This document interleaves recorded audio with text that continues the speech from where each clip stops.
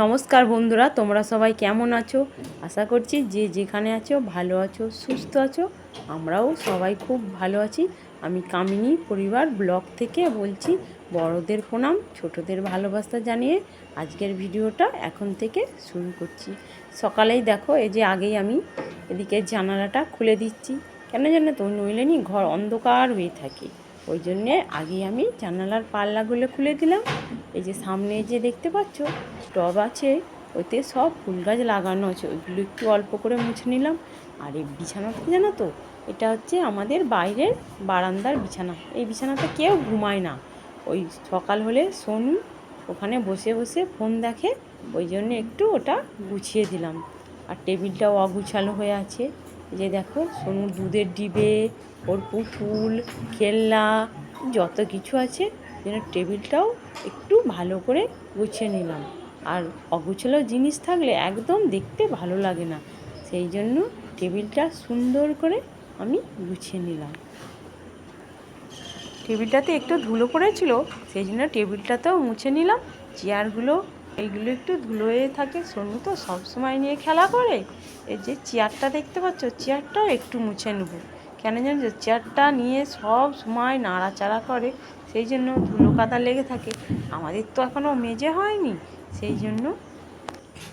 এবার দেখো চলে এসেছি ঘরে। ঘরের বিছানাটা গুছিয়ে নেব। আগে জানালাগুলো একটু খুলে দেবো। আগে থেকেই দুটো করে পাল্লা খোলা আছে, আবার আমি পাল্লাগুলো সবই খুলে দেবো।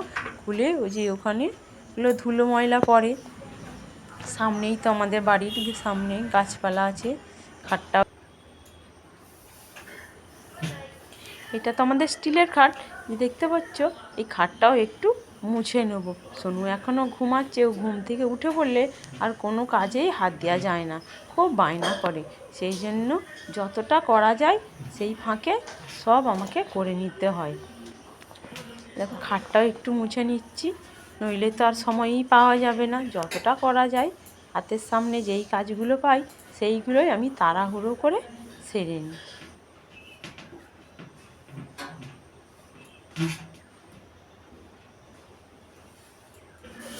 চলো এবার বিছানাটাকে আমি সুন্দর করে একটু ঝেড়ে নিই। ঘর তো আমার ঝাড়াই হয়ে গেল, চলো এবার ঘরটা ঝাঁটিয়ে দিই। বড় ছেলে চলে গেছে পড়তে, আর আমার বর সে চলে গেছে কাজে। ঘর দুটো আগেই ঝাঁটিয়ে দিয়েছি, দিয়ে ঘর থেকে সব ময়লা বাইরে নিয়ে চলে এসেছি। এবার বারান্দাটা ঝাঁটিয়ে নেব।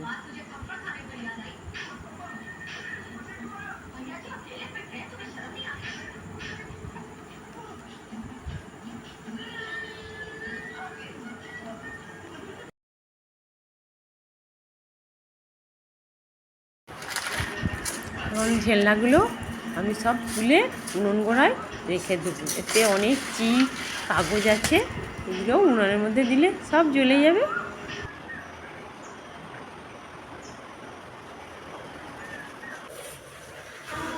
এবার তুলসী তলাটা মুছে নেব।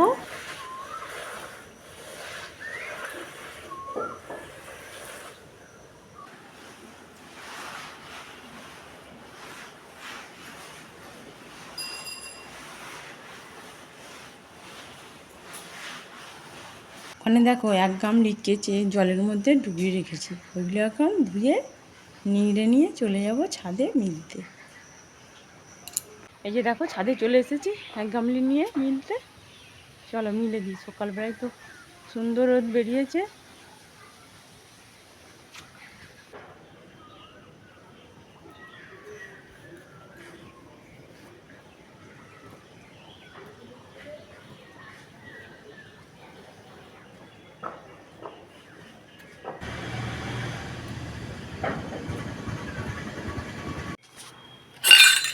এখানে দেখো, সোনুর জন্যে দুধ জাল দিয়ে রেখেছি, আর এইদিকে চা বসিয়ে দিয়েছি। চাটা আমার হয়ে এসেছে, চলো চাটা নামিয়ে নিই।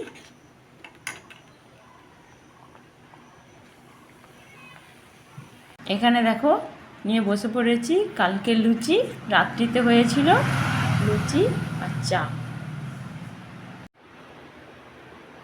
কে কে আমার মতন পছন্দ করো সকালের চা আর বাসি লুচি খেতে, দারুণ লাগে তাই না? চা দিয়ে খেয়ে নিই, খাওয়া দাওয়া করে ফিরে আসছি। সোনু তো এখনও ঘুমাচ্ছে ওই ঘরে, সে এখনও উঠেনি। এখন 8টা 10 হয়ে গেল। চা খাওয়া দাওয়া করে আবার টিফিন বানাতে হবে।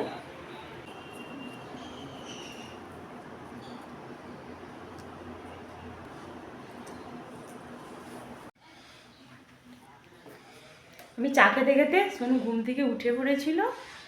উঠে পড়তে তাকে দুধ খাইয়ে দিয়েছি। এখনও আমার বিছানাটা গুছানো হয়নি, চলো বিছানাটা গুছিয়ে নেব। আর কালকে জানো তো মাথায় শ্যাম্পু করেছিলাম, তেল মাখা হয়নি, যার কারণে চুল একদম উস্কো খুস্কো হয়ে আছে, মাথাও ভালো করে এখনও আঁচড়ানো হয়নি। চলো এখন বিছানাটা গুছিয়ে নিই। এই ঘরটাতে জানো তো সোনু ঘুমাচ্ছিল, সেই জন্য এতক্ষণ বিছানাটা গুছানো হয়নি। ও উঠে পড়েছে, এবার আমি বিছানাটা গুছিয়ে নেব।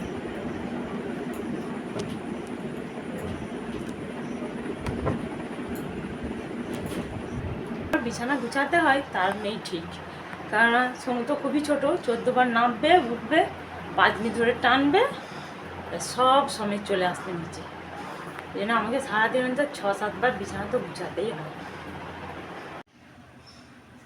এখানে দেখো টিফিনে হবে আলু সেদ্ধ, আলু সেদ্ধ দিয়েই মুড়ি খাওয়া হবে টিফিনে। আলু কাটতে গিয়ে এখানে রান্নার জন্য সব আমি কেটে নিয়েছি। এখানে দেখো পটল ভাজা হবে, আর এটা বিচে গলা পেঁয়াজ দিয়ে একটা তরকারি হবে, আর এখানে হবে ডিমের ঝোল, আলু টমেটো পেঁয়াজ, রসুন তো ছাড়িয়ে নিয়েছি। আর এই দেখো বাটিটাতে একটু আদা বাটা আছে, আর মশলা খালি করতেই হবে না, বাটা যখন আছে খালি রসুনটা থেতো করে নিলে হয়ে যাবে আমার। ডিমটা গ্যাসে সিদ্ধ করতে বসিয়ে দিয়েছি, চলে যাব সালে রান্না করতে। 10টা বাজতে যাই, সোনুকে খাওয়াতে হবে খিচুড়ি। দেখো রান্না করতে তবে নিয়ে চলে এসেছি।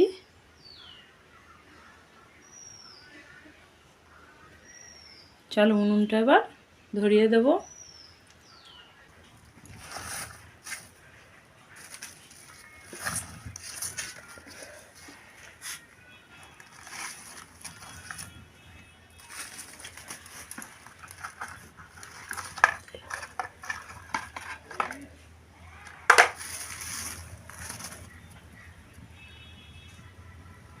দেখো পটলটা আমার ভাজা হয়ে গেছে।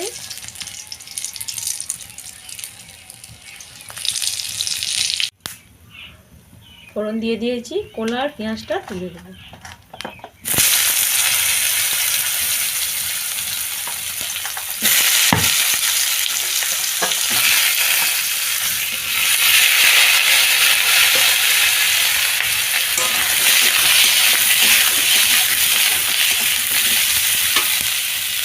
ওইদিকে কলার তরকারি বসিয়ে দিয়ে চলে এসেছি, সোনুকে খিচুড়ি খাওয়াবো বলে। এই যে দেখো খিচুড়ি আনা হয়ে গেছে, এই যে খিচুড়ি। চলো সোনুকে খিচুড়িটা খাইয়ে দিই। ওদিকে রান্না আমার অনেকক্ষণ হয়ে গেছে, রান্না হয়ে গিয়ে সোনুকে চান করিয়ে বর আর বড় ছেলে এসে যেতে ওদেরকেও ভাত দিয়ে দিয়েছি। আর আমাকেও খুব খিদে পেয়ে গেছিলো, সেই সকালবেলা চা খেয়েছিলাম, আর তো কিছু খাওয়া হয়নি, সেই জন্য আমিও ভাত খেয়ে নিয়েছি। কিন্তু এখনও চান করা আমার হয়নি, কলতলাতে অনেক বাসন জমে গেছে। রান্না করার আর এদিকে খাওয়ার বাসন একেবারে কলতলায় জমে গেছে। আবার এখন রোদও বেরিয়েছে, কিন্তু কি করব, বিকালে ফেলে রাখলে হবে না, এখনই মেজে নেবো চান করার বেলাতেই। দেখো এই যে এই বাসনগুলো সব এখন আমি মেজে নেবো। মেজে গামলিতে কিছু জামা কাপড় আছে ওইগুলো কাচবো, তারপরে চান করব। সোনু তো ঘুমিয়ে পড়েছে।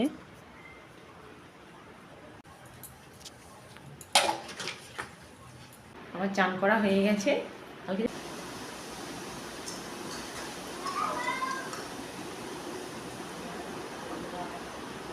বসে বসে ভাবলাম শর্ট ভিডিও যখন বানাতে হবে তাহলে বসে থেকে লাভ নেই, শর্ট ভিডিও বানিয়ে নিই। সোনু তো ঘুমোচ্ছে, আর আমার বর চলে গেছে দোকানে কাজ করতে। এখানে দেখো এই যে শর্ট ভিডিও বানানোর জন্য এখানে সব সরঞ্জাম নিয়ে নিয়েছি। তাহলে চলো শর্ট ভিডিওটা বানিয়ে নিই, আবার তোমাদের সঙ্গে দেখা হচ্ছে সেই বিকালে। সোনু অনেকক্ষণ আগে ঘুম থেকে উঠে পড়েছে, উঠে ওকে একটু ঘুরতে নিয়ে গেছিলাম। এই কিছুক্ষণ আগে এসেছি ঘুরিয়ে নিয়ে আসার পর ওই যে ওই বিছানাতে বসে বসে ও ফোন দেখছে। সন্ধে দেখিয়ে দিয়ে একটু বসে টিভি দেখছিলাম। এবার সোনুকে মুড়ি খাওয়াবো। এখানে দেখো এই যে মুড়ি নিয়ে নিয়েছি, এতে আছে নুন, তেল আর আলু সেদ্ধ। এই দিয়ে সোনুকে এখন মুড়ি খাওয়াবো। সোনু তো বসে আছে সেখানে, মুড়ি খাইয়ে দিয়ে দেখি রাত্রে কি খাবার হয়। চলো ওকে মুড়িটা খাইয়ে দিই। ওকে মুড়ি খাইয়ে ভাত বসিয়ে দিয়েছিলাম। আজকে আমাদের রাতের খাবার দেখো, আলু সেদ্ধ, ডাল সেদ্ধ, পেঁয়াজ ভাজা আর ভাত। এখানে দেখো ভাত আমি বেড়ে নিয়েছি, যে দেখো। চলো তাহলে খাওয়া দাওয়া করে নিই।